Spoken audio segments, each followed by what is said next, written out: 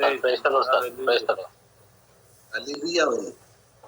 Praise the Lord. Praise the Lord. Virendra sir.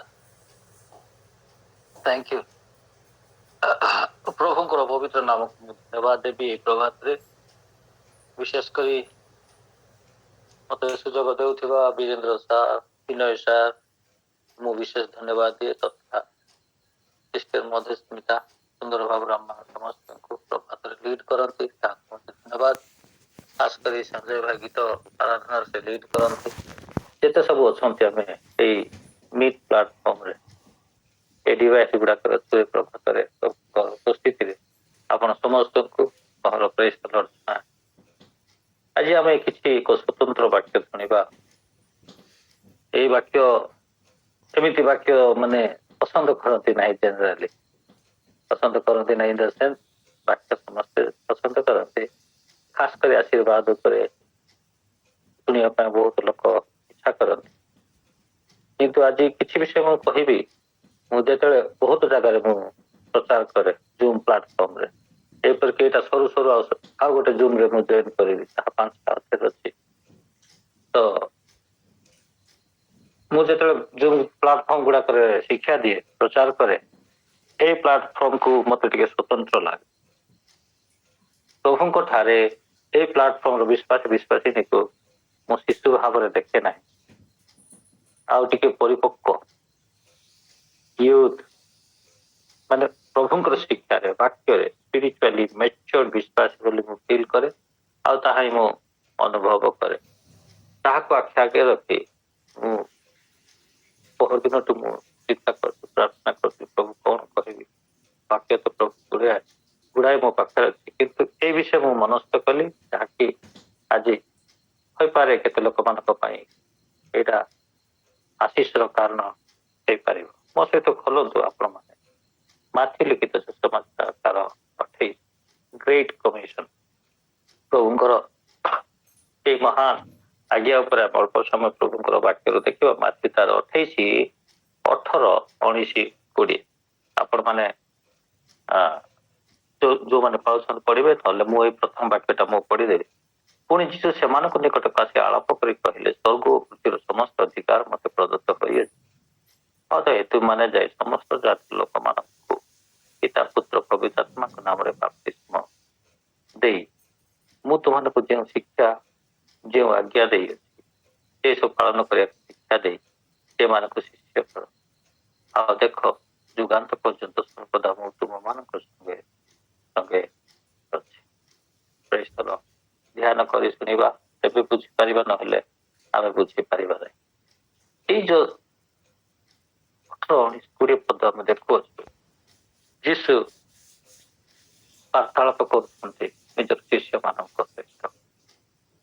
କଣ ବାର୍ତ୍ତାଳାପ କରୁଛନ୍ତି? ନିଜର ହୃଦୟକୁ ଏକ ଭାଷାରେ ସେ ପ୍ରକାଶ କରୁଛନ୍ତି। ନିଜର ଭାବନାକୁ, ନିଜର ଇଚ୍ଛାକୁ, ନିଜର ଯୋଉ ଯୋଜନା, ନିଜର ଯୋଉ ପ୍ଲାନ୍, ନିଜର ଯୋଉ ମିଶନ ରହିଛି, ସେ ଯୋଉ ମିଶନ ପାଇଁ ଆସିଥିଲା, ସେଇ ମିଶନ ଯେତେବେଳେ ପୂର୍ଣ୍ଣ ହେଲା, ତାପରେ ନେକ୍ସଟ ମିଶନ କଣ, ସେଇ ପ୍ଲାନକୁ ସେ ଓରାଲି ମୌଖିକ ଭାବରେ ସେ ପ୍ରକାଶ କରୁଛନ୍ତି। ମୋ ଭାଷାରେ କହିବାକୁ ଗଲେ, ପ୍ରଭୁଙ୍କର ଡିଏନଏରେ ଯାହା ଥିଲା, ପ୍ରଭୁଙ୍କ ହୃଦୟଟା ସେ ମୌଖିକ ଭାବରେ ପ୍ରକାଶ କରୁଛନ୍ତି। ଏଇଠାରେ ସେ ଯୋଉ ପ୍ରକାଶ କରନ୍ତି, ତାହା କୁହେ, ତଥାପି ତୁମେ ମାନେ ଯାଇ ଗୋ ଏଣ୍ଡ ଦେୟରଫୋର ଗୋ, ଯାଇକି ଯିବା ବିଷୟ କହୁଛନ୍ତି, ଆଉ କିଛି ଶିକ୍ଷା ଦେବା ବିଷୟ, ବନେଇବା ବିଷୟରେ ଲେଖା ହେଇଛି। ଆପଣମାନେ ଯଦି ୟାକୁ ଭଲ ଭାବରେ ଏହି ବାକ୍ୟକୁ ଦେଖିବେ, ମୁଁ ଯୋଉ ଚଷମା ୟୁଜ କରିଛି ଏଇ ସ୍ପିରିଚୁଆଲ ଅର୍ଥକୁ ବୁଝିବା ପାଇଁ, ଏଇ ବାକ୍ୟକୁ ଯଦି ଦେଖିବେ, ଏଇଠି ଦିଟା ଶବ୍ଦ ଆପଣ ପାଇପାରିବେ। ଗୋଟେ ହଉଛି ଇଭାଞ୍ଜେଲିଜମ, ଆଉ ନେକ୍ସଟ ପଦ ହଉଛି ଚର୍ଚ୍ଚ ଗ୍ରୋଥ। ଇଭାଞ୍ଜେଲିଜମ ଆଉ ଚର୍ଚ୍ଚ ଗ୍ରୋଥ, ଏଇଟା ଦାୟିତ୍ୱ ନିଜର ଶିଷ୍ୟମାନଙ୍କୁ ସେ ଦେଇକି ଯାଉଛନ୍ତି। ଯୋଉ ଚର୍ଚ୍ଚ ପାଇଁ ସେ ଜଗତକୁ ଆସିଥିଲେ, ଏକ ଚର୍ଚ୍ଚକୁ ଏଷ୍ଟାବ୍ଲିଶ କରିବା ପାଇଁ। ଆଉ ଚର୍ଚ୍ଚ କିପରି ସ୍ଥାପନ ହେବ? ଯିବା ଦ୍ୱାରା, ଲୋକମାନଙ୍କ ପାଖରେ ପହଞ୍ଚିବା ଦ୍ୱାରା। ଏଇଟା ଆରମ୍ଭ ହୁଏ, ଯିବା ଠାରୁ ଆରମ୍ଭ ହୁଏ, ସମାପ୍ତ ହୁଏ। ଏଇଠି ମେନ୍ କୋର ଗୋଲ, ମୁଖ୍ୟ ହଉଛି ଗ୍ରୋଥ, ଏସ୍ପେସିଆଲି ଟୁ ମେକ୍ ଡିସାଇପଲ୍, ଶିଷ୍ୟ ବନେଇବା ପର୍ଯ୍ୟନ୍ତ ପ୍ରଭୁ ଏଇଠାରେ ସେମାନଙ୍କୁ ଦାୟିତ୍ୱ ଦେଉଛନ୍ତି। ପ୍ରିୟ ପ୍ରଭୁଙ୍କର ଲୋକମାନେ, ପ୍ରଭୁଙ୍କର ଯୋଉଟା ଆମେ ଖାଲି ପଢୁଛୁ, ଇଟ ଇସ୍ ଗୁଡ୍, ପଢିବା ଭଲ, କିନ୍ତୁ ୟା ଭିତରେ ଯୋଉ ପ୍ରଭୁଙ୍କର ଉଦ୍ଦେଶ୍ୟକୁ ଆମେ ଜାଣିବା ଦରକାର। ପ୍ରଭୁଙ୍କର ଗୋଲ କଣ ତାହା ଆମେ ଜାଣିବା ଦରକାର। ସେ କହନ୍ତି ତେଣୁ ତୁମେ ଯାଅ, କୁଆଡେ ଯିବ? ଜଗତର କଣ ବିକଣ ଯାଅ। ପ୍ରଭୁଙ୍କର ମିଶନ ହଉଛି ଜଗତ, ପ୍ରଭୁଙ୍କର ମିଶନ ଫିଲ୍ଡ ହଉଛି ଆପଣ ଏଇ ବାକ୍ୟକୁ ଯଦି ଦେଖିବେ, ସେଇ ଯୋଉ ପ୍ରଭୁ 2000 ବର୍ଷ ପୂର୍ବେ କହିଥିଲେ, ଏହି ତାହାଙ୍କର ମିଶନ ଭିତରେ ଆମେ ଯେତେ ଲୋକ ବି ଅଛୁ ସମସ୍ତେ ଏଠାରେ ଥିଲୁ। ଏହି ଟାର୍ଗେଟ, ପ୍ରଭୁଙ୍କର ଟାର୍ଗେଟରେ ଆମେ ସମସ୍ତେ ଥିଲୁ। ଆଉ ଯୋଉ ପ୍ରଭୁଙ୍କର ଟାର୍ଗେଟ ଜଗତର କଣେ ବିକଣ ସୁସମାଚାର ପ୍ରଚାର କରିବା, ସେଇ ଟାର୍ଗେଟ ମଧ୍ୟରେ ଆମେ କିଏ ତ 10 ବର୍ଷ, କିଏ 20 ବର୍ଷ, କିଏ 40 ବର୍ଷ, କିଏ 50 ବର୍ଷ ହେଲା ପ୍ରଭୁଙ୍କ ଟାର୍ଗେଟରେ ଆମେ ପହଞ୍ଚି ଯାଇଛୁ। ଆଉ ବାକି ବହୁତ ଲୋକ ଆଜି ପର୍ଯ୍ୟନ୍ତ ପ୍ରଭୁଙ୍କ ପାଖକୁ ଆସିନା। ପ୍ରଭୁଙ୍କର ଟାର୍ଗେଟ ହଉଛି ପ୍ରତ୍ୟେକ ଆତ୍ମା। ଏଇଟା କୁହାଯାଏ, ଆମେ ଇଂଲିଶରେ କୁହାଯାଏ ମାନେ ଏଭାଞ୍ଜେଲିଜମ ଆଉ ଚର୍ଚ୍ଚ ଗ୍ରୋଥ। ଏଇ ବାକ୍ୟକୁ ଧ୍ୟାନ କରି ଆପଣ ଆଜିର ମେସେଜ ପରେ କେତେବେଳେ ସମୟ ପାଇବେ, ଦେଖନ୍ତୁ ପ୍ରଭୁ କଣ ଦେଖୁଛନ୍ତି, କହିକି କଣ ଦେଖୁଛନ୍ତି ଏ ବାକ୍ୟରେ। ଗୋଟେ ହଉଛି ଏଭାଞ୍ଜେଲିଜମ, ଏଇଟା ହଉଛି ଆଉଟୱାର୍ଡ ୱାର୍କ। ତାପରେ ଇନସାଇଡ ଦ ୱାର୍କ ହଉଛି ଟିଚିଂ ଆଉ ମେକିଂ, ଶିକ୍ଷା ଦେବା ଆଉ ବନେଇବା। ଯୋଉମାନେ ଇଭାଞ୍ଜେଲିଜମ ଦ୍ଵାରା ପ୍ରଭୁଙ୍କୁ ବିଶ୍ୱାସ କଲେ ଆଉ ସେ ଭିତରକୁ ଆସିଲେ, ଆଉଟୱାର୍ଡରୁ ଇନୱାର୍ଡକୁ ଆସିଲେ, ସେମାନଙ୍କୁ ବନେଇବା କାମ ଏଠାରେ ଲେଖା ହେଇଛି। ଆଉ ଏଠାରେ ଯଦି ଭଲ ଭାବରେ ଆପଣ ଦେଖିବେ, ମୁଁ ଆପଣମାନଙ୍କ କ୍ଲାରିଫିକେସନ ପାଇଁ ଉଦାହରଣ ଦେବା ପାଇଁ ଚାହେଁ। ଏଠାରେ ଯଦି ଦେଖିବେ ଆପଣ ଭିଜିବୁଲ ଆଉ ଇନଭିଜିବୁଲ ଚର୍ଚ୍ଚ ଦେଖିବେ, ଯୋଉଟାକୁ କୁହାଯାଏ ଲୋକାଲ ଚର୍ଚ୍ଚ ଆଉ ୟୁନିଭର୍ସାଲ ଚର୍ଚ୍ଚ।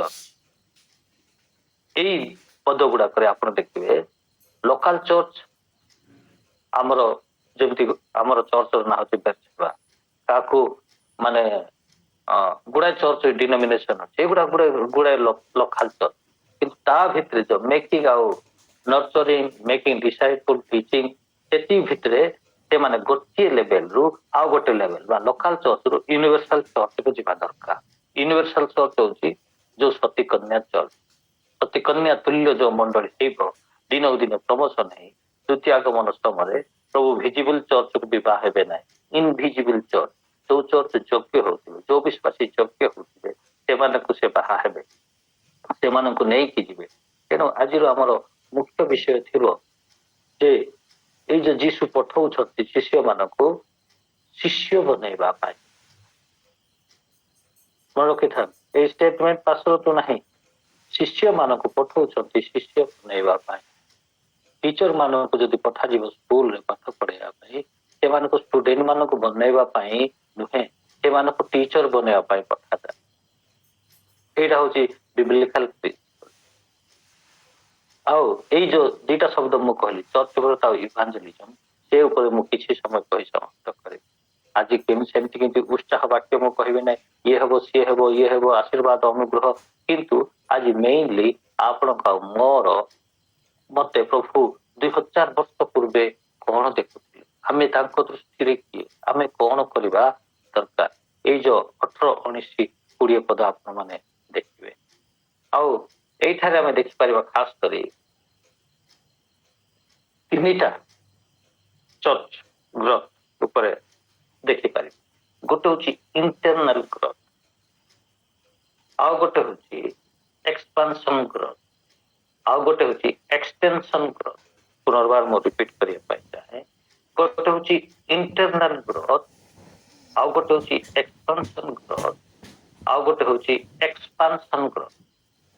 ଏକ୍ସପାନସନ ଆଉ ଏକ୍ସଟେନସନ ଗ୍ରୋଥ। ଇଣ୍ଟରନାଲ ଗ୍ରୋଥ ହଉଛି ସ୍ପିରିଚୁଆଲ ଗ୍ରୋଥ, ଯୋଉଟା ଏଠି ବାକ୍ୟ ଲେଖା ହେଇଛି go and teach them, make them. Teaching ରୁ ନେଇକି ତାକୁ ମେକିଂ କରିବା ଦରକାର। କୋ ପର୍ଯ୍ୟନ୍ତ ଲେଭେଲ ମେକିଂ?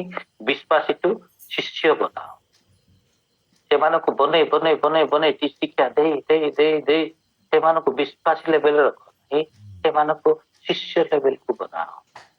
ଏଇଟା ଅଛି ପ୍ରଭୁଙ୍କର ମିଶନ, ଯାହାକୁ ପଠଉଛନ୍ତି ସେମାନଙ୍କୁ। ଆଜି ଦିନ ଥିଲା ଆମ ମାନଙ୍କ ପାଖରେ କିଏ ନା କିଏ ଆସିଲେ, ଯାଉ କହିବାର ଆସିଲେ ଆମର ଆମକୁ ପରିଚୟ ଦେ। ଆମେ ଯୀଶୁଙ୍କ ପାଖକୁ ଯୀଶୁକୁ ବିଶ୍ୱାସ କରି ଆସିଲୁ, ଭିତରେ ଅଛୁ। ଆଜି ଆମକୁ ଏପର୍ଯ୍ୟନ୍ତ ବନା ହଉଛି ନା ଏପର୍ଯ୍ୟନ୍ତ ଆମେ ଡିସାଇପୁଲ ହେଇଛୁ କି ନାହିଁ, ନା ବିଶ୍ୱାସୀ ଲେଭେଲରେ ଆମେ ଅଛୁ, ତାକୁ ଆମେ ପ୍ରଶ୍ନ କରିବା ଉଚିତ। ବନେଇବା କାମ ହଉଛି ଚର୍ଚ୍ଚ ଭିତର କାମ। ଇଭାଞ୍ଜେଲିଜମ କାମ ହଉଛି ବାହାରେ ଯିବାର କାମ। ହେଲେ ଏଠାରେ ପ୍ରଥମ ହଉଛି ଇଣ୍ଟରନାଲ ଗ୍ରୋଥ। ଚର୍ଚ୍ଚ ତିନି ପ୍ରକାର ଗ୍ରୋଥ। ଗୋଟେ ହଉଛି ଇଣ୍ଟରନାଲ, ଆଉ ଗୋଟେ ହଉଛି ଏକ୍ସପାନସନ ଗ୍ରୋଥ, ଆଉ ଗୋଟେ ହଉଛି ଏକ୍ସଟେନସନ ଗ୍ରୋଥ। ଇଣ୍ଟରନାଲ ଗ୍ରୋଥ ଭିତରେ ଆମର କଣ ରହିବ? ସେମାନଙ୍କୁ ଶିକ୍ଷା ଦିଅ, ମୋର ବାକ୍ୟ ମାନିବା ପାଇଁ ଶିଖାଅ, ଆଉ ସେମାନଙ୍କୁ ଶିଷ୍ୟ ବନାଅ। ଶିକ୍ଷା ଦିଅ, ମାନିବାକୁ ଶିଖାଅ, ଆଉ ସେମାନଙ୍କୁ ମୋର ଶିଷ୍ୟ ବନାଅ। ଏଇଟା ହଉଛି କ୍ଲିୟର ଶୁଭୁ ନାହିଁ ଆଜ୍ଞା, ଶୁଭୁ ନାହିଁ? କ୍ଲିୟର ଶୁଭୁ ନାହିଁ। ଶୁଭୁଛି ଏବେ? Network problem. ଫୋନ କୁ ବନ୍ଦ କରିଦିଅନ୍ତୁ, ଠିକ ଶୁଭିବ। ଏବେ କ୍ଲିୟର ହଉଛି ଆଜ୍ଞା? ହଁ Hello? କ୍ଲିୟର ଅଛି ଭାଇ। ହଁ ଠିକ ଅଛି, ଥ୍ୟାଙ୍କ ୟୁ। ତ ମୁଁ କଣ କହୁଥିଲି, ଗୋଟେ ହଉଛି ଇଣ୍ଟରନାଲ ଗ୍ରୋଥ। ଏଇଟା ଚର୍ଚ୍ଚର ନେଚର ରହିବା ଦରକାର। ତାକୁ ଇଣ୍ଟରନାଲ ଗ୍ରୋଥ ହଉଛି ସ୍ପିରିଚୁଆଲ ଗ୍ରୋଥ। ଏକ ବିଶ୍ୱାସୀ ଯେତେବେଳେ ଇଭାଞ୍ଜେଲିଜମ ଦ୍ୱାରା ଯେକୌଣସି ବିଷୟ ନେଇକି ମଣ୍ଡଳୀ ଭିତରକୁ ଆସେ, ତାର ନେଚର ହେବା ଦରକାର ଇଣ୍ଟରନାଲ ସ୍ପିରିଚୁଆଲ ଗ୍ରୋଥ ତାର ହେବା ଦରକାର। ସେ ଶିଶୁ ହେଇକି ରହିବ ନାହିଁ, ଦିନକୁ ଦିନ ସେ ବଢିବା ଦରକାର। ଆମେ ଯଦି ଏକ ଉଦାହରଣ ଦେବା, ଗୋଟେ ଶିଶୁ ଜନ୍ମ ହେବ, ତାର ନେଚର ହଉଛି ଗ୍ରୋଥ। ପ୍ରଭୁଙ୍କର ମଣ୍ଡଳୀର ନେଚର ହଉଛି ଗ୍ରୋଥ। ଆପଣ ଯଦି ଟାଲେଣ୍ଟ ବା ସେ ତୋଡ଼ା ବିଷୟ ଦେଖିବେ, ପ୍ରଭୁ ଈଶ୍ୱରଙ୍କ ରାଜ୍ୟ ବିଷୟରେ ଗୋଟେ ଉଦାହରଣ ଦେଉଛନ୍ତି। 3 ଲୋକକୁ ଦାୟିତ୍ୱ ଦେଇକି ଯାଉଛନ୍ତି, ଆଉ କାହାକୁ ଦାୟିତ୍ୱ ଦେଇକି ଯାଉଛନ୍ତି? ତାହାଙ୍କର ଦାସ ମାନଙ୍କୁ। ବାଇବଲ ଲେଖାଯାଏ ସେମାନଙ୍କର ହସ୍ତରେ ସେ ଦାୟିତ୍ୱ ଦେଲେ। ଆଉ ମଣ୍ଡଳୀର ଗ୍ରୋଥ କରେଇବା ହଉଛି ପ୍ରଭୁଙ୍କର ଭିତରେ ଥିବା ଲୋକମାନଙ୍କର ହସ୍ତରେ ପ୍ରଭୁ ଦେଇକି ଯାଇଛନ୍ତି। ସେଇ ଟାଲେଣ୍ଟ ଯଦି ଆପଣ ଦେଖିବେ, ନିଜ ଈଶ୍ୱରଙ୍କ ରାଜ୍ୟ ଏହିପରି, ସେ ନିଜର ଦାସ ମାନଙ୍କୁ ଆହ୍ୱାନ କଲେ, ଆଉ ସେମାନଙ୍କ ହସ୍ତରେ ସବୁ କିଛି ଦେଲେ, ସବୁ କିଛି ଦେଇଛନ୍ତି ଚର୍ଚ୍ଚ। ଆଉ ସେ ଦେଲା ପରେ ସେ ଯାଉଛନ୍ତି ଏକ ବ୍ୟକ୍ତି ପାଖରେ। ପ୍ରଭୁ କଣ ଦେଉଛନ୍ତି? ନିଜର ବୋଲି ସେ ଆହ୍ୱାନ କରୁଛନ୍ତି, କଲିଂ କରୁଛନ୍ତି। ସେମାନେ କଲିଂ କରିକି ସେମାନଙ୍କୁ ରେସ୍ପନ୍ସିବିଲିଟି ଦେଉଛନ୍ତି, ସେମାନଙ୍କୁ ଅଧିକାର ଦେଉଛନ୍ତି, ଅଥରିଟି। କଲିଂ କରିକି ଅଥରିଟି ଆଉ ରେସ୍ପନ୍ସିବିଲିଟି ଦେଉଛନ୍ତି। ଆଉ ସେ ବାକ୍ୟ ଯଦି ଦେଖିବେ, କିଛି ସମୟ ପରେ ସବୁ ମନେ ରଖିଥାନ୍ତୁ, ସବୁ ଅଥରିଟି ବା ପୋଜିସନ ର ରେସ୍ପନ୍ସିବିଲିଟି ରହିଅଛି। ମୁଁ କଣ କହୁଥିଲି? ଚର୍ଚ୍ଚ ଗ୍ରୋଥ ବିଷୟରେ ମୁଁ କହୁଛି। ଟାଲେଣ୍ଟ ଦେଖିବେ ଆପଣ, ସେ ଯୋଉ ଟାଲେଣ୍ଟ ଉଦାହରଣ ରହିଅଛି, କଣ ତୋଡ଼ା ଉଦାହରଣ। ଏଠାରେ ଆପଣ ଦେଖିବେ ପ୍ରଭୁ ନିଜର ଲୋକମାନଙ୍କୁ ଡାକିକି, ନିଜର ଦାସ ମାନଙ୍କୁ ଡାକିକି ସେଠାରେ ଖାସ କରି ପ୍ରଥମେ ଅଧିକାର ଦେଉଛନ୍ତି। ନିଜର ସବୁ କିଛି ସେମାନଙ୍କୁ ଦେଉଛନ୍ତି, ଆଉ ସେମାନଙ୍କୁ ଅଧିକାର ସହିତ, ଅଥରିଟି ସହିତ ରେସ୍ପନ୍ସିବିଲିଟି ଦେଉଛନ୍ତି। ଟିକେ ତଳକୁ ଯଦି ଆପଣ ଆସିବେ, ସେଇଠି ଦେଖିବେ ଆପଣ ଆକାଉଣ୍ଟେବିଲିଟି। ସେ ଆସିକି ହିସାବ ମାଗୁଛନ୍ତି। କଣ ହିସାବ ମାଗୁଛନ୍ତି? ଗ୍ରୋଥ ହେଇଛି କି ନାହିଁ। ତ ମୁଁ କଣ କହିବା ପାଇଁ ଚାହେଁ, church, the very nature of church is to grow. ଚର୍ଚ୍ଚର ନେଚର ହଉଛି ବୃଦ୍ଧି ହେବା ଦରକାର। ପ୍ରଥମ ବୃଦ୍ଧି ହଉଛି ଇଣ୍ଟରନାଲ ଗ୍ରୋଥ, ସ୍ପିରିଚୁଆଲ ଗ୍ରୋଥ ଯାହାକୁ ଆମେ କହୁ। ବିଶ୍ୱାସୀ ଆଜି ପ୍ରାର୍ଥନା କରି ଜାଣୁନାହିଁ, ସେ ପ୍ରାର୍ଥନା କରି କରି ଶିଖିବ। ସେ ଅନ୍ୟକୁ ଦିନେ ପ୍ରାର୍ଥନା ଶିଖାଇବ ସେଇ ଲେଭେଲ ପର୍ଯ୍ୟନ୍ତ। ଗୋ ଏଣ୍ଡ ମେକ୍ ଡିସାଇପଲ, ନଟ୍ ବିଲିଭର୍ସ ଓନ୍ଲି। ବିଶ୍ୱାସୀ ଏକ ବିଲିଭର ଲେଭେଲରୁ, ପ୍ରଥମ କ୍ଲାସରୁ ଦ୍ୱିତୀୟ କ୍ଲାସ ହେବା ଯାହା, ଏକ ବିଶ୍ୱାସୀ ଚର୍ଚ୍ଚକୁ ଆସି ଯୀଶୁକୁ ବିଶ୍ୱାସ କଲା ପରେ ଏକ ବିଶ୍ୱାସୀ ହେଇକି ବସିବ ନାହିଁ, ସେ ଶିଷ୍ୟ ହେବା ଦରକାର। That is what the word of God speaks to us. ତାହା ପ୍ରଭୁଙ୍କର ବାକ୍ୟ ଆପଣଙ୍କୁ ଶିକ୍ଷା ଦିଏ। ଆଜି ପର୍ଯ୍ୟନ୍ତ ଆମ ମଣ୍ଡଳୀ ଗୁଡାକରେ ଦେଖିବେ, ଆମେ ସମସ୍ତେ ପ୍ରାୟ ବିଶ୍ୱାସୀ ହେଇକି ଅଛୁ। ଆମେ ସେହି ଲେଭେଲ ପର୍ଯ୍ୟନ୍ତ ଯାଉନାହୁଁ। ଆମେ ଚେଷ୍ଟା ବି କରୁନା। ଆମର ପାଳକ ମାନେ, ଯୋଉମାନେ ଆମମାନଙ୍କୁ ଗାଇଡ କରନ୍ତି, ଯୋଉ ପ୍ରାଚୀନ ମାନେ ଆମମାନଙ୍କୁ ଗାଇଡ କରନ୍ତି, ସେମାନଙ୍କର ବି ସେଇ ମାନେ ଇଚ୍ଛା ନାହିଁ ବୋଧେ ଆମମାନଙ୍କୁ ସେଇ ଲେଭେଲକୁ ନେବା ପାଇଁ। ଆମମାନେ ୱେଲ ମ୍ୟାଚୁର୍ଡ ହେବା ଦରକାର। ପ୍ରଭୁ ସେଇଦିନ କହିଲେ ଯାଅ ବାହାରୁ ଲୋକମାନଙ୍କୁ ଏଭାଞ୍ଜେଲିଜମ କାମ କର, ମଣ୍ଡଳୀକୁ ଆଣ, ସେମାନଙ୍କୁ ଶିକ୍ଷା ଦିଅ, ସେମାନଙ୍କୁ ମାନିବା ପାଇଁ କୁହ, ଆଉ ଶେଷରେ ସେମାନଙ୍କୁ ଶିଷ୍ୟ ବନାଅ। ତେଣୁ church growth it is the nature of a church, ମାନେ nature of the kingdom of God. ପ୍ରଭୁଙ୍କ ରାଜ୍ୟର ଚରିତ୍ର ହଉଛି ବଢିବା, ଈଶ୍ୱରଙ୍କ ରାଜ୍ୟ ନେଚର ହଉଛି ବଢିବା। ମନେ ରଖିଥାନ୍ତୁ, ଆପଣ ଅନେକ ଚର୍ଚ୍ଚ ଗୁଡାକରେ ଥିବେ, କୋଉ କୋଉ ଚର୍ଚ୍ଚର ମେମ୍ବର ହେଇଥିବେ। ଆଜି ଆମେ ଦେଖିବା ଆମର ମଣ୍ଡଳୀ କେତେ ଅଭିବୃଦ୍ଧି ହଉଛି। ଯଦି ସ୍କୁଲରେ ପିଲା ପାଠ ପଢୁନାହିଁ, ଫେଲ ହଉଛି, ଟିଚର ନୋଟିସ କରେ ଏ ପିଲାର ୱିକନେସ କଣ, କୋଉ ସବଜେକ୍ଟରେ ୱିକନେସ ଅଛି, କଣ ପାଇଁ ପାଠ ପଢୁନାହିଁ, ବାପା ମାଙ୍କୁ ଡାକି ଗାଇଡ କରିବେ। ସେମାନେ ଆମର ଚର୍ଚ୍ଚରେ ସେଇଟା ଅଭାବ ଅଛି। ବିଶ୍ୱାସ ଆସିଥିଲା, ପ୍ରାର୍ଥନା କଲା, ବସିଲା କି ନାହିଁ, ଗୀତ ଗାଇଲା କି ନାହିଁ, କିଛି ନାହିଁ। ତାର ସ୍ପିରିଚୁଆଲ ଲେଭେଲ କଣ, ଆତ୍ମିକ ଲେଭେଲ କଣ, ତାହା କେହି ବି ନୋଟିସ ଆମେ କରୁନା। ବିଶ୍ୱାସୀ ମାନେ ମଧ୍ୟ ନୋଟିସ କରୁନାହୁଁ, କି ପାଳକ ବି ନୋଟିସ କରୁନାହାନ୍ତି। ଆସିଲା, ଧାନ ଦେଲା, ଗଲା, ନେକ୍ସଟ ରବାର ଆସିଲା, ତାକୁ ଆମେ କହୁ ବିଶ୍ୱସ୍ତ ମାନେ ପାଳକ ବୋଲି, ମାନେ ବିଶ୍ୱାସୀ ବୋଲି କହିଥାଉ। ସେ ରେଗୁଲାର ଚର୍ଚ୍ଚ ଆସିବ, ରେଗୁଲାର ପ୍ରେୟାର କରିବ, କିନ୍ତୁ what ever is spiritual level, the growth, ତାଙ୍କର ସ୍ପିରିଚୁଆଲ ଗ୍ରୋଥରେ ତାଙ୍କର ସେ ଆଜ୍ଞା ମାନେ ପ୍ରଭୁଙ୍କର ବାକ୍ୟ ପାଳନ କରିବାରେ, ସତ କହିବାରେ କେତେ ସେ ବୃଦ୍ଧି ହେଇଛି। ମାନେ ଟ୍ରାନ୍ସପେରେନ୍ସ ଲାଇଫରେ କେତେ ସେ ବୃଦ୍ଧି ହେଇଛି। ବାପା ହେଲେ ସେ ସ୍ପିରିଚୁଆଲ ଫାଦର ଭାବରେ କେତେ ବୃଦ୍ଧି ହେଇଛି, ତାହା ବୃଦ୍ଧି ହେବା ଦରକାର। ଇଣ୍ଟରନାଲ ଗ୍ରୋଥ କୋଉ ପର୍ଯ୍ୟନ୍ତ ଗ୍ରୋଥ ହେବା ଦରକାର, ଏକ ବିଶ୍ୱାସୀଠୁ ଶିଷ୍ୟ ପର୍ଯ୍ୟନ୍ତ। ମୋ ଭାଷାରେ କହିବାକୁ ଗଲେ ଅଯୋଗ୍ୟ ବିଶ୍ୱାସୀଠୁ ପରଫେକ୍ଟ ବିଶ୍ୱାସ ବା ଯୋଗ୍ୟ ବିଶ୍ୱାସ, ଦ୍ୱିତୀୟ ଆଗମନରେ ସେ ଯୋଗ୍ୟ ହେଇକି ଠିଆ ହେବା ଦରକାର। ଯେମିତି ପ୍ରକାଶିତରେ ଲେଖା ହେଇଛି, ପ୍ରଭୁ ମଣ୍ଡଳୀକୁ ଦୁଇ ଭାଗରେ ଦେଖୁଛନ୍ତି, ଦୁଇଟା ଦୃଷ୍ଟିରେ ଦେଖୁଛନ୍ତି। ଗୋଟେ ହଉଛି ଯୋଗ୍ୟ ଖ୍ରୀଷ୍ଟିଆନ ଆଉ ଅଯୋଗ୍ୟ ଖ୍ରୀଷ୍ଟିଆନ। ଆଉ ଅଯୋଗ୍ୟ ଖ୍ରୀଷ୍ଟିଆନ ମାନେ କହୁଛନ୍ତି, ହଁ ତୁମ ମାନଙ୍କ ମଧ୍ୟରେ କେତେ ଲୋକ ଅଛନ୍ତି ସେମାନେ ନିଜ ବସ୍ତ୍ର ମଳିନ କରିନାହାନ୍ତି, ସେମାନେ ଯୋଗ୍ୟ। ମଣ୍ଡଳୀକୁ ପ୍ରଭୁ ଯେତେବେଳେ 2000 ବର୍ଷ ପୂର୍ବେ ଶିଷ୍ୟ ମଣ୍ଡଳୀ ମାନେ ଶିଷ୍ୟ ମାନଙ୍କୁ କହୁଛନ୍ତି, ସେତେବେଳେ ତାହାଙ୍କର ମନର ମଣ୍ଡଳୀ ହେଉଛି ବିଶ୍ୱାସୀ ମାନଙ୍କୁ ଦେଖିବାକୁ ନୁହେଁ, ଚର୍ଚ୍ଚ ଭିତରେ ମାନେ ଶିଷ୍ୟ ଦେଖିବା ପାଇଁ ପ୍ରଭୁ। ଆଉ ଚର୍ଚ୍ଚ ଭିତରେ ଈଶ୍ୱରଙ୍କର ବାକ୍ୟ ପାଳନ କରାଯାଉ, ଅବେ କରାଯାଉ, ଚର୍ଚ୍ଚ ଭିତରେ ଶିକ୍ଷା ଦିଆଯାଉ, ଉତ୍ତମ ଶିକ୍ଷା ପ୍ରଚାର କରି, ହାଲେଲୁୟା ପ୍ରେଜ୍ ଦ ଲର୍ଡ କରି, ମିରାକେଲ କରି ଯିବା ପାଇଁ ପ୍ରଭୁ କହିନାହାନ୍ତି। Miracle is the part of ମାନେ ଚର୍ଚ୍ଚ ମିନିଷ୍ଟ୍ରି। ଚର୍ଚ୍ଚ ମିନିଷ୍ଟ୍ରିର ଆଶ୍ଚର୍ଯ୍ୟ କର୍ମ ହେବା ଏକ ଅଂଶ ଅଟେ, କିନ୍ତୁ ମେନ୍ ହଉଛି ସେମାନଙ୍କୁ ଶିକ୍ଷା ମାନିବା ପାଇଁ ଆଉ ଶିଷ୍ୟ ବନେଇବା ପାଇଁ ଲେଖାଏ। ପ୍ରଥମ ହେଲା ଇଣ୍ଟରନାଲ ଗ୍ରୋଥ, ନେକ୍ସଟ ହଉଛି ଏକ୍ସପାନସନ ଗ୍ରୋଥ। ଏକ୍ସପାନସନ ଗ୍ରୋଥ ହଉଛି, ଏହାକୁ ଅନ୍ୟ ଭାଷାରେ କହିବାକୁ ଗଲେ ସ୍ପିରିଚୁଆଲ ଗ୍ରୋଥ ବା ଇଣ୍ଟରନାଲ ଗ୍ରୋଥ, ଏକ୍ସପାନସନ ଗ୍ରୋଥ ବା ଏହାକୁ କୁହାଯାଏ ନମ୍ବର ଗ୍ରୋଥ। ନମ୍ବର ଗ୍ରୋଥ ପାଇଁ ଚର୍ଚ୍ଚ ହିଁ ଦାୟୀ। ମନେ ରଖିଥାଉ, ଆମର ଚର୍ଚ୍ଚ ଯଦି ଆଜି ଅଭିବୃଦ୍ଧି ହଉନାହିଁ, ୟା ପଛରେ ଆମେ କାହାକୁ ଦାୟୀ ଦେବା? ଆମେ ସାଧାରଣତଃ ଭାବରେ ପାଷ୍ଟରକୁ ଦାୟୀ କରିଥାଉ। No never.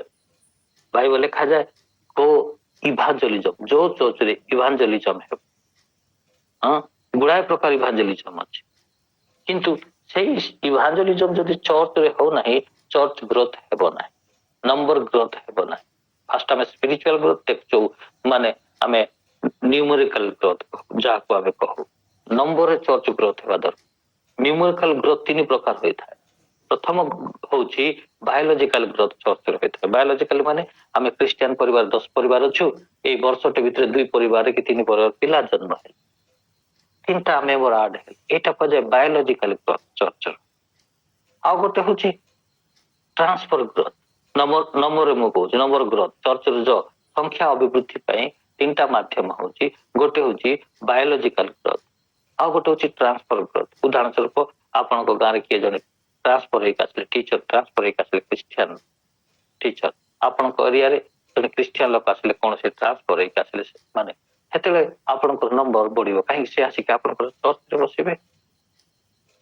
ତୃତୀୟ ମେଥଡ ହଉଛି ଗ୍ରୋଥର ପ୍ରକ୍ରିୟା ହଉଛି, ସେଇଟା ହଉଛି କନଭର୍ସନ ଗ୍ରୋଥ।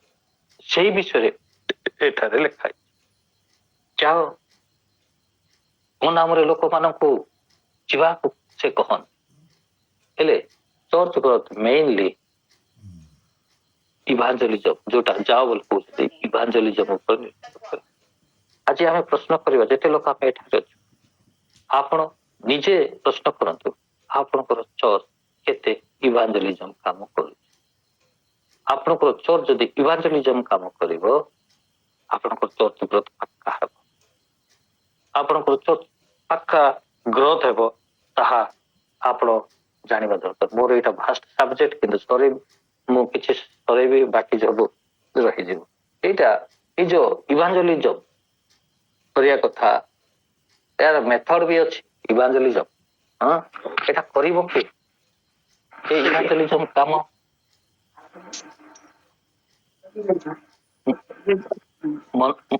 ମନୋଜମା ଆପଣ ଟିକେ ସେଇଟା ଟିକେ ଇଏ କରନ୍ତୁ, ଡିଷ୍ଟର୍ବ ହଉଛି ବୋଧେ। म्यूट करो, म्यूट करो।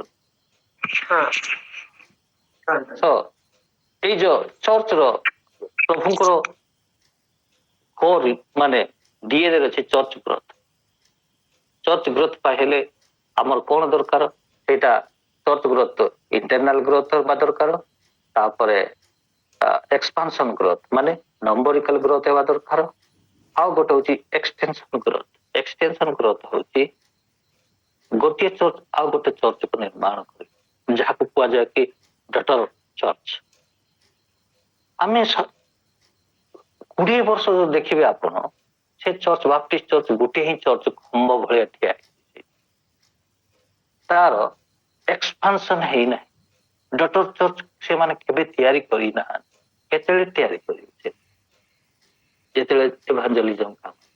डटर चर्च माने करो मोर गां ए चारिपटे गां गुड़ाक अच्छे, आम चारिपटे गां जो पर्यंत ये मंडली अन्य गां रे मंडली स्थापन करी नाही, ये चर्च जो स्पिरिचुअल लैंग्वेज कहा जाए बारेन चर्च, बंधिया चर्च।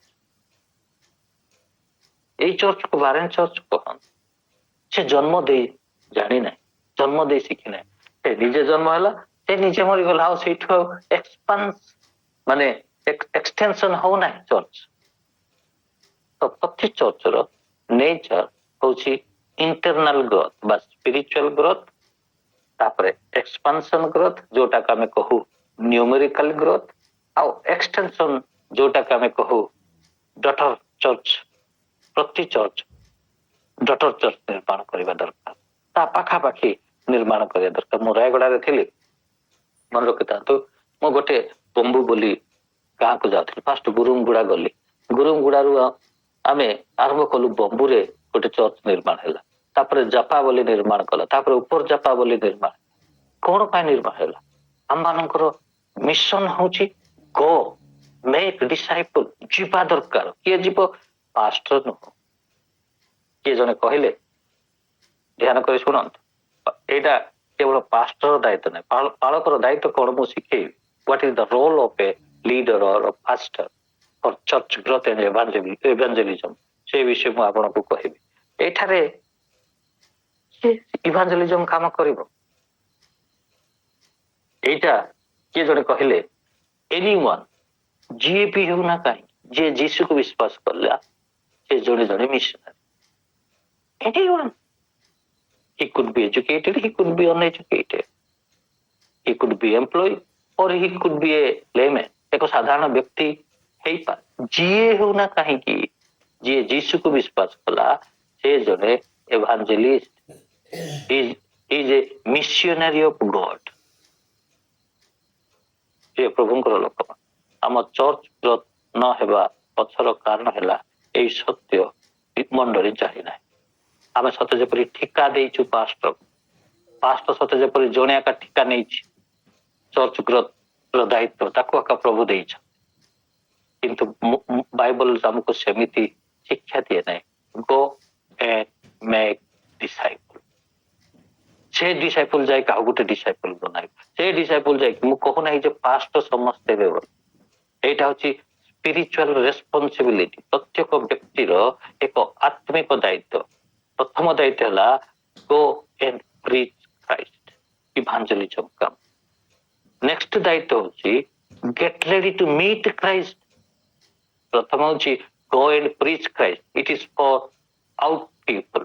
ଯୋଉମାନେ ପ୍ରଭୁଙ୍କୁ ଜାଣି ନାହାନ୍ତି, ଚର୍ଚ୍ଚ ବାହାରେ ଅଛନ୍ତି, ଏଇଟା ହଉଛି ମାନେ ହଜି ଯାଇଥିବା ଲୋକମାନଙ୍କ ପାଇଁ ଯିଏ ଯୀଶୁକୁ ବିଶ୍ୱାସ କଲା ତାଙ୍କର ଦୁଇଟା ଦାୟିତ୍ୱ। ଗୋଟେ ଦାୟିତ୍ୱ ହଉଛି ବାହାର ଲୋକ ପାଇଁ, ଆଉ ଗୋଟେ ଦାୟିତ୍ୱ ହଉଛି ନିଜ ପାଇଁ। ନିଜ ପାଇଁ କଣ ହଉଛି? Get ready to meet Christ. Church ଭିତରେ ଥାଇ ତୁମେ ଶିକ୍ଷିତ ହୁଅ, ଶିଷ୍ୟ ବନାଅ। ଚର୍ଚ୍ଚ ଭିତରେ ତୁମେ ଈଶ୍ୱରଙ୍କର ବାକ୍ୟ ପାଳନ କର, ଆଉ ତାକୁ ତୁମେ ଶିକ୍ଷିତ ହୁଅ। ଶିକ୍ଷିତ ହଉ ହଉ ହଉ ହଉ ତୁମେ ପ୍ରଭୁଙ୍କର ଜଣେ ଟ୍ରୁ ଶିଷ୍ୟ ହେବା ଲେଭେଲ ପର୍ଯ୍ୟନ୍ତ ଯିବା ଦରକାର। ଦ୍ୱିତୀୟ ଆଗମନ ପାଇଁ ତମେ ବି ପ୍ରସ୍ତୁତ ହେବା ଦରକାର। ତୁମେ ଅନ୍ୟକୁ ଯାଇକି ଯୀଶୁଙ୍କ ବିଷୟ କହିବା ଦରକାର, ଆଉ ଅନ୍ୟ ପଟରେ ତୁମେ ନିଜେ ପ୍ରସ୍ତୁତ ହେବା ଦରକାର ଯୀଶୁଙ୍କର ଦ୍ୱିତୀୟ ଆଗମନ ପର୍ଯ୍ୟନ୍ତ। ଏଇଟା ହଉଛି ଏକ ବିଶ୍ୱାସୀର ଡୁଆଲ ରେସ୍ପନ୍ସିବିଲିଟି, ସ୍ପିରିଚୁଆଲ ରେସ୍ପନ୍ସିବିଲିଟି। ଏକ ବ୍ୟକ୍ତିର ସ୍ପିରିଚୁଆଲ ଡୁଆଲ ରେସ୍ପନ୍ସିବିଲିଟି ହଉଛି go and preach Christ outside, ଆଉ ଇନସାଇଡ୍ ହଉଛି get ready to meet Christ। ତମ ପାଇଁ ବି ତୁମେ ପ୍ରସ୍ତୁତ ହେବା ଦରକାର। ଯୀଶୁ ଜଗତକୁ ଆସିବେ, ତେଣୁ ତ ଯୀଶୁ କହିଲେ ଜଗତର ସମସ୍ତ ବିଷୟ ତୁମେ ଏଭାଞ୍ଜେଲିଜମ କାମ କରୁଥିବ, ପ୍ରଚାର କରୁଥିବ, ମଣ୍ଡଳୀ ସ୍ଥାପନ କରୁଥିବ, ଚର୍ଚ୍ଚ କରୁଥିବ, ଏକ ମିଶନାରୀ ହେଇଥିବ, ଏକ ଅର୍ଗାନାଇଜର ହେଇଥିବ, କିନ୍ତୁ ଯଦି ତମେ ନିଜକୁ ପ୍ରସ୍ତୁତ କରିନ, ସେଇଦିନ ତମେ ପ୍ରଭୁଙ୍କର ସେହି ଦ୍ୱିତୀୟ ଆଗମନ ସମୟରେ ଅଂଶୀ ହେଇପାରିବ ନାହିଁ। ତେଣୁ ଏଇଠି ଆମେ ଦେଖୁଛୁ ଇଭାଞ୍ଜେଲିଜମ କାମ, ଚର୍ଚ୍ଚ କାମ, ଏଇ ଯୋଉ ଇଭାଞ୍ଜେଲିଜମ କାମ କେବଳ ଏକ ବିଶ୍ୱାସୀ ପାଷ୍ଟର ଠିକା ନେଇନାହାନ୍ତି।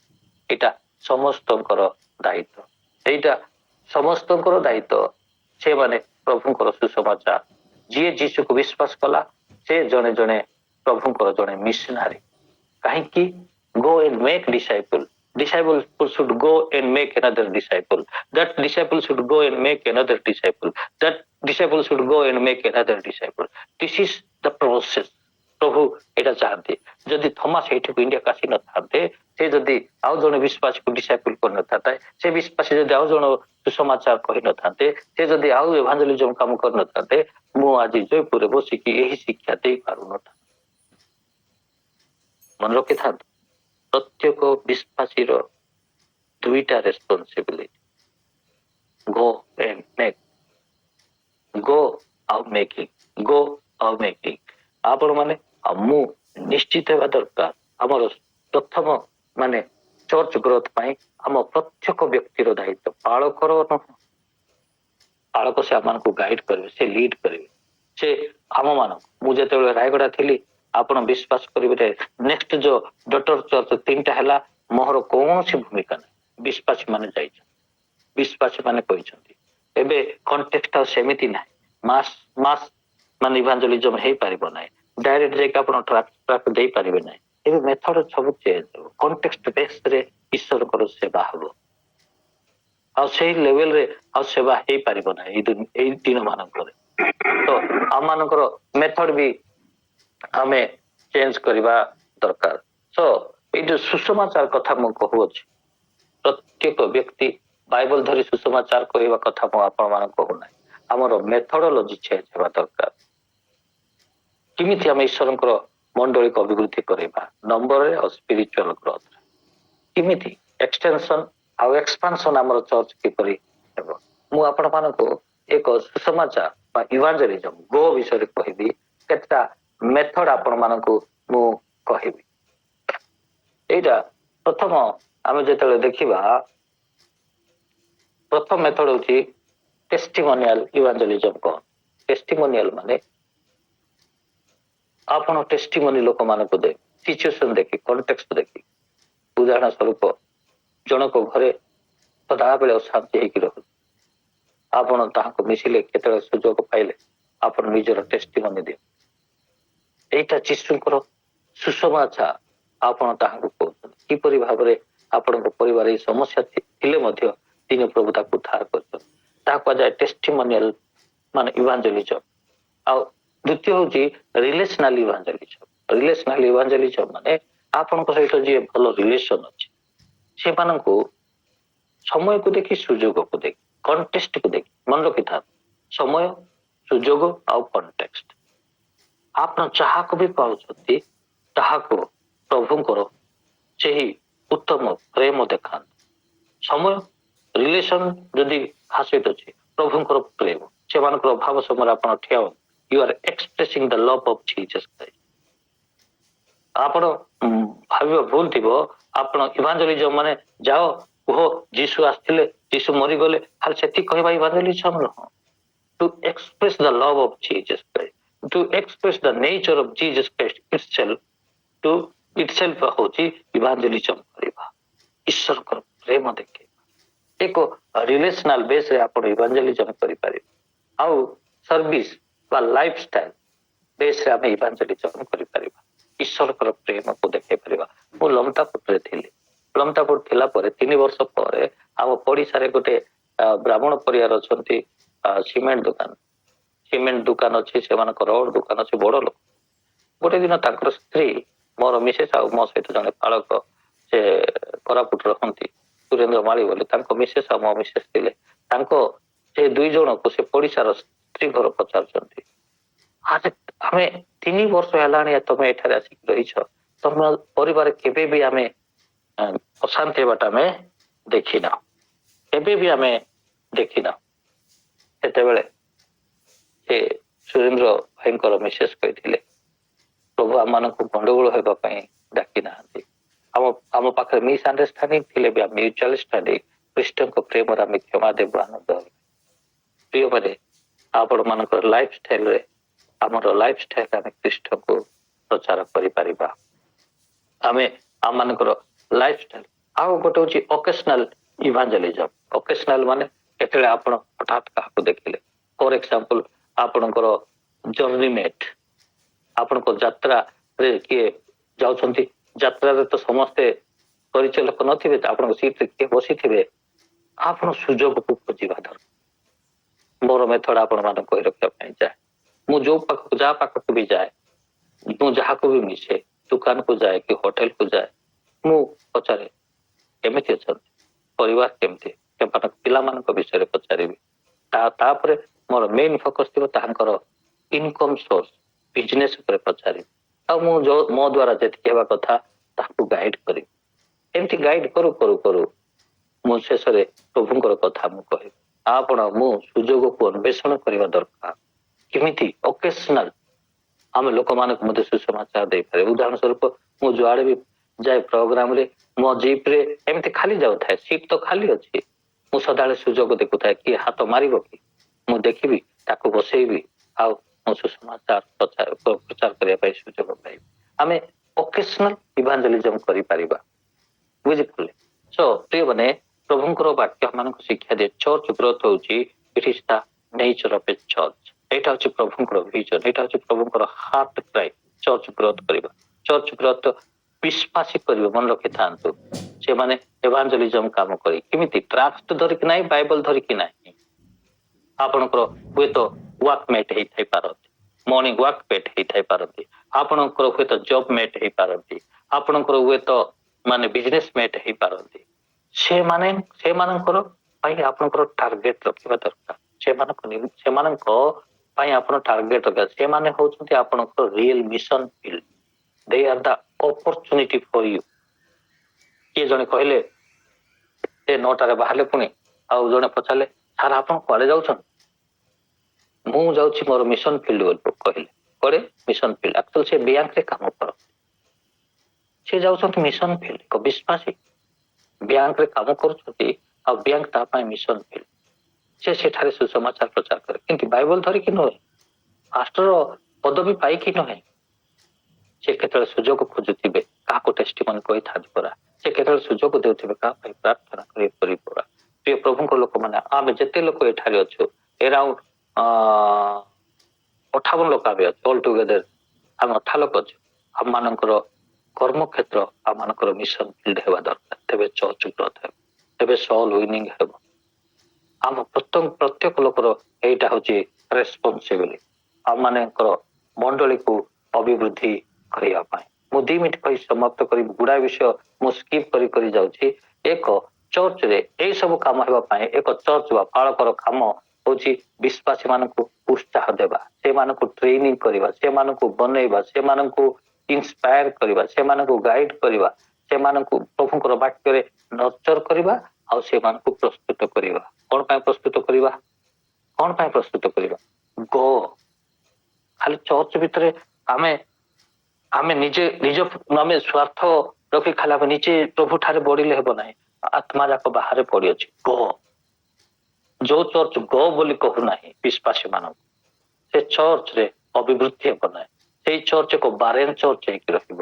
ଅନ୍ୟ ପାଖକୁ ଅନ୍ୟମାନେ ଆତ୍ମା ଜିଣୁଥିବା ଚର୍ଚ୍ଚ ହେବ ନାହିଁ। ସେଇ ଚର୍ଚ୍ଚ ଫଳବିହୀନ ଚର୍ଚ୍ଚ ହେବ। କେବଳ ଚର୍ଚ୍ଚରେ ଯେତିକି ଅଛୁ ବାୟୋଲୋଜିକାଲ ଗ୍ରୋଥ ହେବ, ସେତିକି ହେବ, ଆମର ଟ୍ରାନ୍ସଫର ଗ୍ରୋଥ ହେବ ନାହିଁ। ସେ ପ୍ରଭୁଙ୍କର ଲୋକମାନେ ମତେ ପ୍ରଭୁ ଏଇ କଥା କହିଲେ ଆଜି ଆପଣ ମାନ ସମସ୍ତଙ୍କୁ, ଆମେ ମରିଯିବା ପର୍ଯ୍ୟନ୍ତ ଆମେ ବାରେନ ଖ୍ରୀଷ୍ଟିଆନ ହେଇ ମରିବା, ବନ୍ଧିଆ ଖ୍ରୀଷ୍ଟିଆନ ହେଇ ମରିବା, ଆମେ ସେହି ଗଛ ପରି ହେବା ଦରକାର ଯୋଉ ଗଛ ଫଳ ଫଳିବ। ପ୍ରଭୁ ଆମମାନଙ୍କୁ ବିଶ୍ୱାସୀ କରି କନଫାଇନ୍ଡ ରଖିବା ପାଇଁ ଚାହାନ୍ତି ନାହିଁ। ଆମେ ବିଶ୍ୱାସୀ ଲେଭେଲ ଟୁ ଶିଷ୍ୟ ଲେଭେଲକୁ ଆସିବାକୁ ପଡିବ। ମନେ ରଖିଥା, ଆପଣ ଆଉ ମୁଁ ସମସ୍ତେ ଜଣେ ଜଣେ ପ୍ରଭୁଙ୍କର ମିଶନାରୀ, ଏକ ଡିସାଇପଲ। ତାହାଙ୍କର ମିଶନକୁ କ୍ୟାରି ଆଉଟ୍ କରିବା, ତାହାଙ୍କର ମିଶନକୁ ଆଗକୁ ବଢେଇବା ପ୍ରତ୍ୟେକ ବିଶ୍ୱାସୀର ଦାୟିତ୍ୱ। ପ୍ରତ୍ୟେକ ବିଶ୍ୱାସୀର ଦାୟିତ୍ୱ। ଓ ଟୁ ମି ପୌଲ କହନ୍ତି, ଠିକ ମତେ ମୁଁ ଯଦି ସୁସମାଚାର ପ୍ରଚାର କରୁଛି, ଯେଉଁମାନେ ଏଇ ବିଷୟ ମଣ୍ଡଳରେ ଶିକ୍ଷା ଦେବା ଆମମାନଙ୍କର କର୍ତ୍ତବ୍ୟ। ପ୍ରତ୍ୟେକ ବିଶ୍ୱାସୀ ଯେତେବେଳେ ମିଶନ ଚର୍ଚ୍ଚ ହେବ, ମିଶନାରୀ ହେବେ, ଯୋଉ ଚର୍ଚ୍ଚ ମିଶନାରୀ ଚର୍ଚ୍ଚ ହେଇନାହିଁ ବା ମିଶନ ଚର୍ଚ୍ଚ ହେଇନାହିଁ, ସେ ଚର୍ଚ୍ଚ ଅଭିବୃଦ୍ଧି ହେବ ନାହିଁ। ଆଉ ଇଣ୍ଟରନାଲ ଗ୍ରୋଥ ପାଇଁ ଏକ ମୁଖ୍ୟ ଭୂମିକା ହଉଛି ପାଳକର। ସେ ଇଣ୍ଟରନାଲ ଗ୍ରୋଥ ବି କରିବା ଦରକାର। କାହିଁକି ନା ଦୁଇଟା ଆଙ୍ଗେଲରେ ଏକ ଚର୍ଚ୍ଚ ଚାଲିବା ଦରକାର। ଗୋଟେ ହଉଛି ଆଉଟୱାର୍ଡ, ଆଉ ଗୋଟେ ହଉଛି ଇନୱାର୍ଡ। ଆମେ ଆଉଟୱାର୍ଡ ଫୋକସ କରିବା ଦରକାର। କାହିଁକି ପ୍ରଭୁ କହୁଛନ୍ତି ଯାଅ, ଆଉ ପ୍ରଭୁ କହିଲେ ଏଇ ଗୁହାଳରୁ ବାହାରେ କେତେ ଲୋକ ଅଛନ୍ତି ସେମାନେ ଆସିବାର ଅଛି। ଏଇଟା ଦିଟା ଫୋକସ ସଦାବେଳେ ଚର୍ଚ୍ଚ ରହିବା ଦରକାର, ଆଉଟୱାର୍ଡ ଆଉ ଇନୱାର୍ଡ। ଇନୱାର୍ଡରେ ବିଶ୍ୱାସୀ ମାନଙ୍କୁ ଶିକ୍ଷା ଦେବା ଦରକାର, ସେମାନଙ୍କୁ ନର୍ଚର କରିବା ଦରକାର, ସେମାନଙ୍କୁ ସତୀ କନ୍ୟା ତୁଲ୍ୟ ବନେଇବା ଦରକାର। ଏଇଟା କେବଳ ପାଷ୍ଟର ବାକ୍ୟ ଶିକ୍ଷାରେ ଗାଇଡ କରିବା, କିନ୍ତୁ ବିଶ୍ୱାସୀ ଏକ ସେମାନଙ୍କୁ ବଢେଇବା ଦରକାର। ଆପଣ ଯଦି ଆଦି ମଣ୍ଡଳୀ ଦେଖିବେ ପ୍ରେରିତ ପୁସ୍ତକରେ, ସେମାନେ ଏକ ଉତ୍ସାହ କରୁଥିଲେ, ଏକ ଅଭାବ ବିଷୟରେ ଚିନ୍ତା କରୁଥିଲେ। ଦିନକୁ ଦିନ ମଣ୍ଡଳୀ ଅଭିବୃଦ୍ଧି ହେଉଥିଲା। Nature of the church is to grow, spiritual growth, numerical growth, ଏଇଟା ରହିବା ଦରକାର। ତେଣୁ ଏଇଟା ହଉଛି କେବଳ ପାଳକର ନୁହେଁ, ଆମ ସମସ୍ତଙ୍କର ଦାୟିତ୍ୱ। ଚର୍ଚ୍ଚ ଏକ ମିଶନାଲ ଚର୍ଚ୍ଚ ହେବା ଦରକାର। ଅଳ୍ପ ବାକ୍ୟ ପ୍ରଭୁ ଆମ ସମସ୍ତଙ୍କୁ ଆଶୀର୍ବାଦ କରନ୍ତୁ। ଆମେନ୍। ହାଲେଲୁୟା। ସଞ୍ଜୀବ ଭାଇ, ଆଜିର ମୂଲ୍ୟବାନ ଶିକ୍ଷା ସକାଶେ ଅନେକ ଅନେକ ଧନ୍ୟବାଦ।